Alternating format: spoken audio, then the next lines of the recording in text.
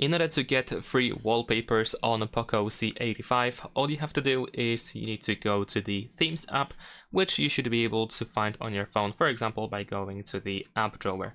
So let's open Themes. In here we can switch to the Wallpapers category.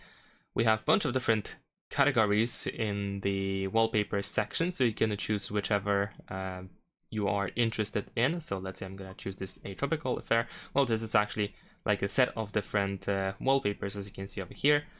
So let's say we're gonna choose one of them, maybe this one, why not? So we can tap on it, for example, in order to see how it looks like. We can still zoom in, zoom out, and change the position if needed. Tap on apply in the upper right corner, choose where you want to set the wallpaper, and that should be it.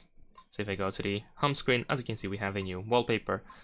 But like I said, feel free to go through different categories that we have over here. Like here we have different categories, of course. We have a new section where we can see new wallpapers and so on and so forth, or even top picks, of course.